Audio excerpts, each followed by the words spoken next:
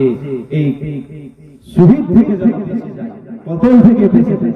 Brother মিল্লাত ইসলামিয়া, এই ইমাম হাসান হুসাইন কেমন ভালোবাসতেন, নবী কেমন ভালোবাসতেন, আমার আল্লাহ কেমন ভালোবাসতেন ইমাম হাসান হুসাইন। ব্রাদার মিল্লাত ইসলামিয়া, এই ইমাম হাসান হুসাইন রাদিয়াল্লাহু তাআলা আনহু আস্তে আস্তে আপনারা বড় হলে ইমাম হাসান হুসাইন নবী মুস্তাফার কাছে রয়েছেন। একজন শিকারী নবী মুস্তাফার দরবারে একটা হরিণের বাচ্চা নিয়ে আসলেন। হরিণের বাচ্চাটা নবী মুস্তাফাকে দিলেন। নবী আমার কি করলেন দেখতে আছেন ইমাম হাসান, নেওয়ার জন্য তিনি কাগজে মিনতি করতে আছেন। নানা গো, আপনার কাছে যে হরিণের বাচ্চাটা রয়েছে, নানা গো আপনি আমাকে হরিণের বাচ্চাটা দিয়ে দিন, আমি হরিণের বাচ্চাটা নিয়ে খেলাধুলা করব। বেড়াদার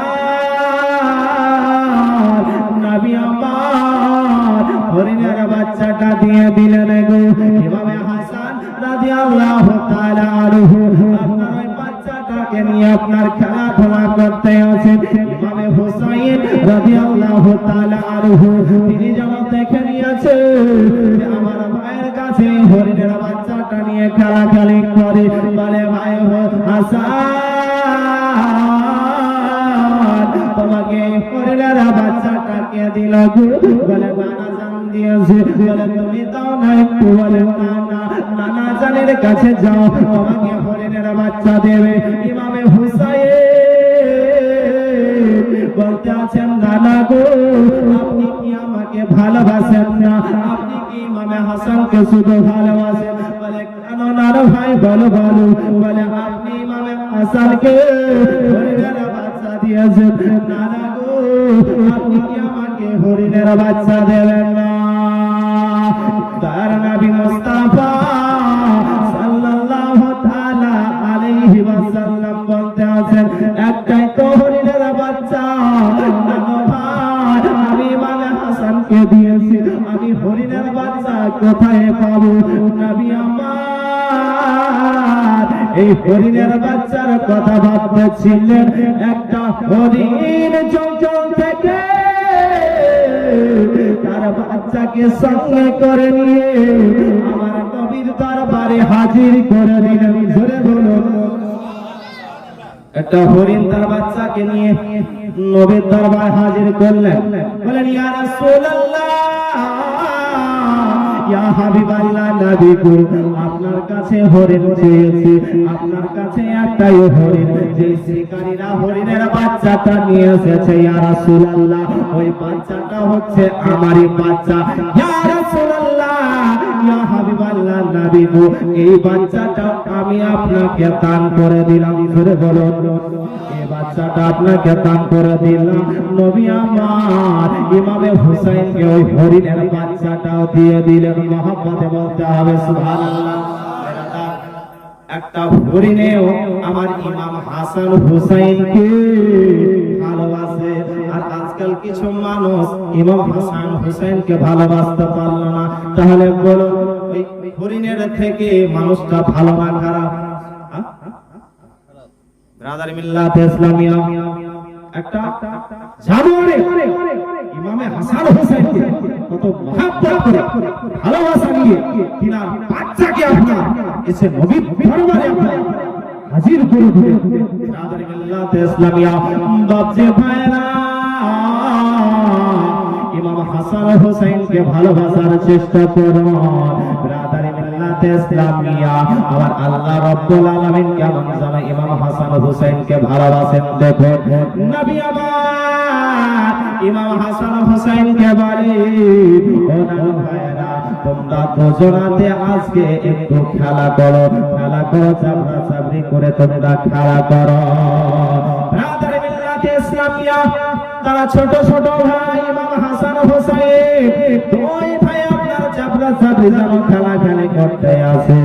ইতিমধ্যে নবী আমার তিনি যেন দাঁড়িয়ে রয়েছেন ফাতেমাতুজ জাহরা রাদিয়াল্লাহু তাআলা আনহা, তিনিও যেন আপনার দাঁড়িয়ে রয়েছেন। নবী আমার ইমামে হাসানকে বলতে আছে, ও ইমামে হাসান বড় ভাই, তুমি ইমামে হুসাইনকে ভালো করে চাপ দিয়ে ধরে না। ফাতেমাতুজ জাহরা রাদিয়াল্লাহু তাআলা আনহা তিনি বলতে আছেন, আব্বা গো ইনি তো বড় ইমামে হাসান, আর আপনি ছোট কে বলছেন ভালো করে তুমি চাপ দিয়ে ধরে না। নবী আমার বলতে আছেন, এ ফাতেমা, ইমামে হুসাইনকে আমি এই জন্য চাপ দিয়ে ধরতে বলছি যে ইমামে হুসাইনের সঙ্গে জিবরিল আমিন রয়েছে। জোরে বলুন সুবহানাল্লাহ। ব্রাদার, জিবরিল আমিন আল্লাহর ফেরেশতা ইমাম হাসান হুসাইনকে কত ভালোবাসে।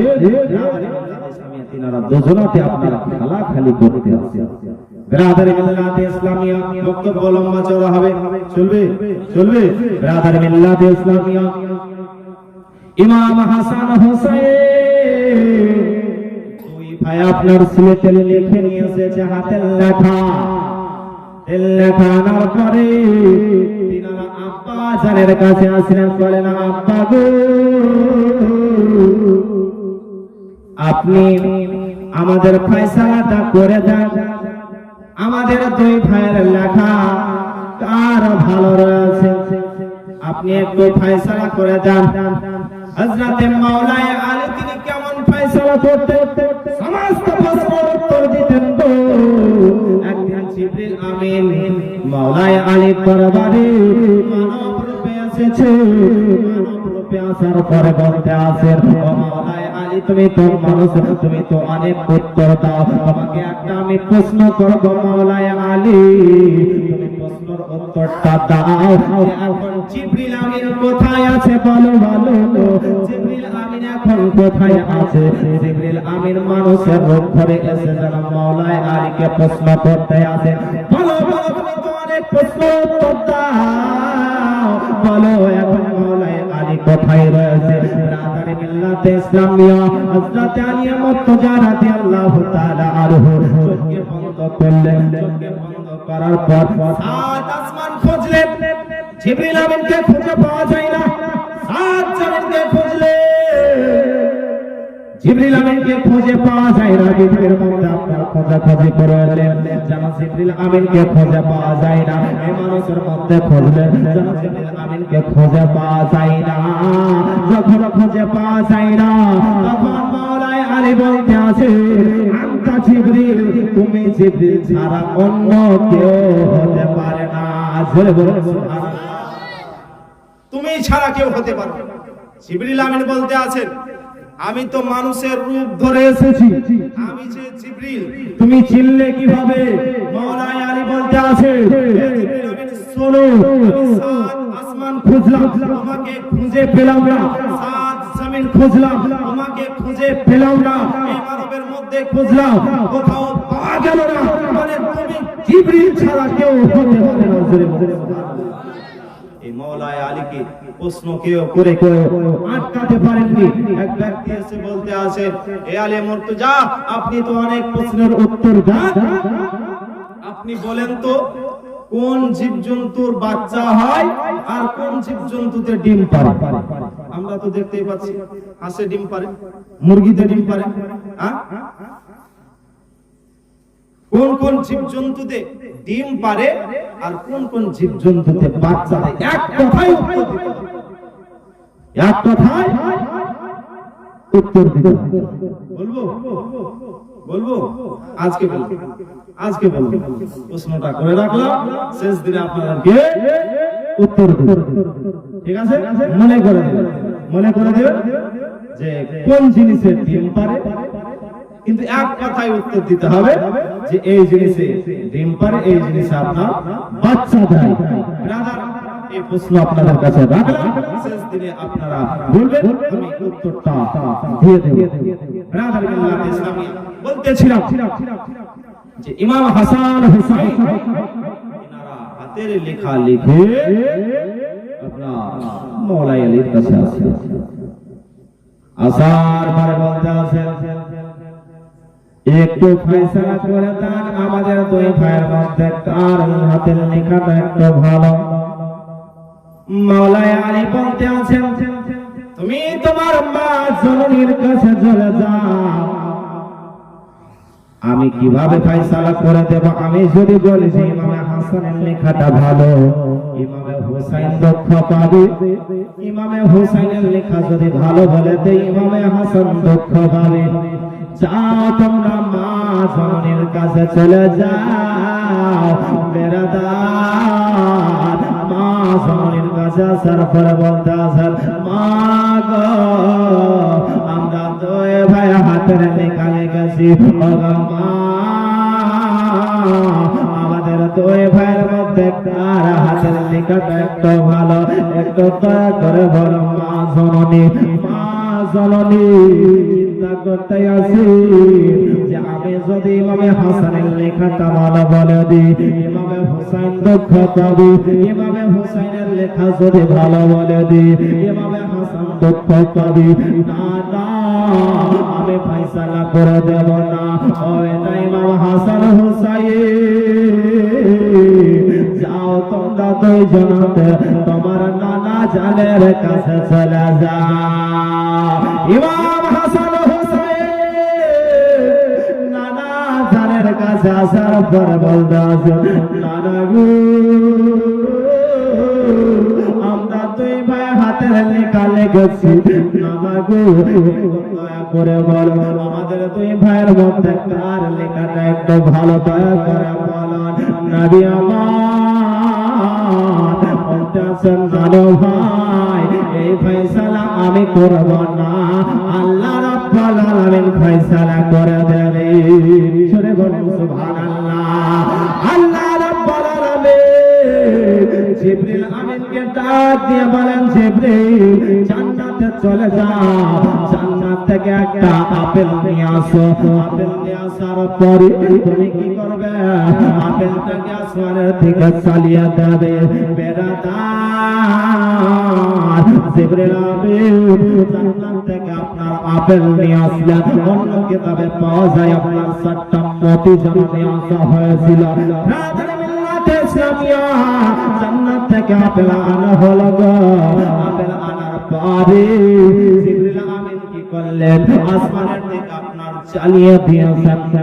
চালিয়ে দেওয়ার পরে আপেল যেন দুই ভাগ হয়ে ইমাম হাসানের দিকে এক ভাগ, ইমামে হুসাইনের দিকে এক ভাগ যেন পড়ে গেল।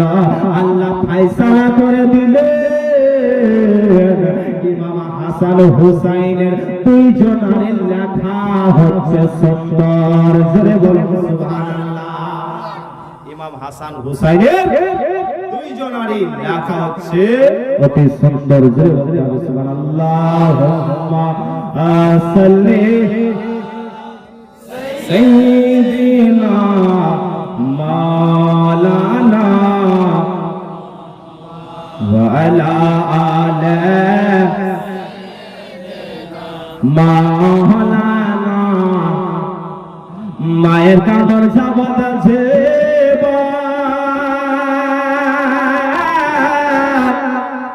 আরে 2-4 মাস বনের কাঁদন রে, আরে ঘরের পরে পারের কাঁদন কয়েক দিন ভর থাকে না। দুঃখের দরদে আমার জন্ম দুঃখী মা, গর্ভধারিণী মা, জন্ম দুঃখিনী মা। দুঃখ দরদে আমার জন্ম দুঃখী মা, আর মায়ের কাঁদন শব্দ আছে, আরে 2-4 মাস বনের কাঁদন রে, আরে ঘরে পরে পাঁধার কাঁদন কয়েক দিন ভর থাকে না। দুঃখের দরদে আমার জন্ম দুঃখী মা, গর্ভধারিণী মা, জন্ম দুঃখিনী মা। দুঃখের দরদে আমার জন্ম দুঃখী মা। মহব্বত বলুন সুবহানাল্লাহ। কে 10 মাস 10 দিন মায়ের গর্ভে দিয়েছ ঠাই, রক্ত মাংস খাইয়া মায়ের ভাবে আইলাম ভাই। কে 10 মাস 10 দিন মায়ের গর্ভে দিয়েছ ঠাই, রক্ত মাংস খাইয়া মায়ের ভাবে আইলাম ভাই। ভূমিষ্ঠ হইয়া আমি উঠিলাম কান্দিয়া, দিল মায়ের পকর দগ্ধ দিয়া। আর মায়ের প্রসবের কালে আরে ভুগে ভেসে যায় নয়ন চলে রে। আরে মায়ের প্রসবের কালে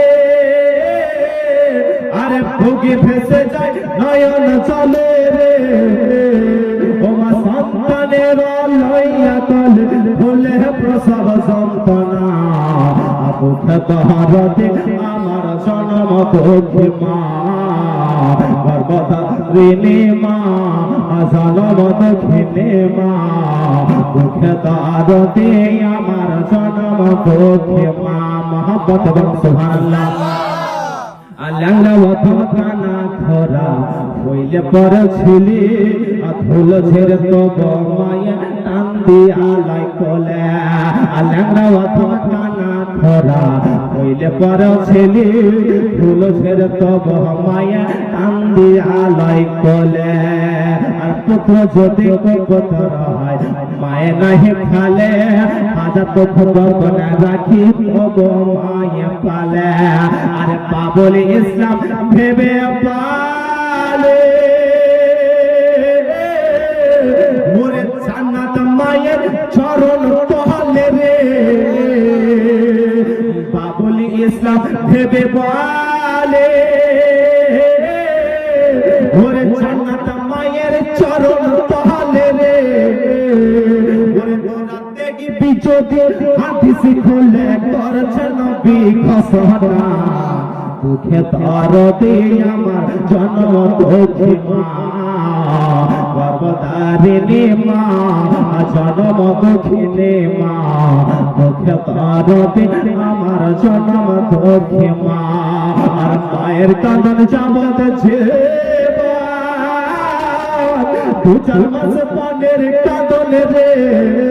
পারের পরে পানের কাঁদন কয়েক দিন বার থাকে না, দুঃখের দরদে আমার জন্ম দুঃখী মা, গর্ভধারিণী মা, জন্ম দুঃখিনী মা, দুঃখের দরদে আমার জন্ম দুঃখী মা। ব্রাদার, 3 রাত্রি জীবনে শুনতে হবে, বেশি রাত করে লাভ নাই। তবে একটা জিনিস শুনে না, এই জিনিসটা যদি আমল করতে পারেন তাহলে কার্যকারী হবে। নবী মুস্তাফা মাওলাই আলীকে বলতেছেন, মাওলাই আলী তুমি যখন রাত্রি বেলায় ঘুমাবে তখন এই সমস্ত কাজ করে ঘুমাবে। এ বাবজি ভাইরা এদিকে শুনুন, কথাগুলো যদি শুনেন আমল যদি করেন আপনার ফায়দা হবে। দয়ার নবী মুস্তাফা সাল্লাল্লাহু তাআলা আলাইহি ওয়াসাল্লাম বলতে আছেন, ও মাওলাই আলী তুমি যখন রাত্রি বেলায় ঘুমাতে যাবে কখন তুমি 4000 দেনা আল্লাহর রাস্তায় সদকা করিও, তারপরে রাত্রি বেলায় ঘুমাও। মাওলাই আলী বলতে আছেন, ইয়া রাসূলুল্লাহ হাবিবাল্লাহ নবী গো 4000 দেনা? বলে হ্যাঁ। দয়ার নবী মুস্তাফা বলতে আছেন, আলী শেষ হয়নি, তবে শোনো তুমি যখন রাত্রে বেলায় ঘুমাবে একবার কোরআন শরীফ খতম করিও, তারপরে রাত্রে বেলায় তুমি ঘুমায়ো। মাওলাই আলী বলতে আছেন, ইয়া রাসূলুল্লাহ ইয়া হাবিবাল্লাহ নবী গো একজন হাফেজ সাহেবের কোরআন শরীফ খতম করতে 7-8 ঘন্টা সময় লাগে। ইয়া রাসূলুল্লাহ ইয়া হাবিবাল্লাহ নবী গো, আমি এই কোরআন শরীফ খতম করব কখন আর আমি কখন ঘুমাবো? আলীকে বলতে আছে, আলী শেষ হয়নি।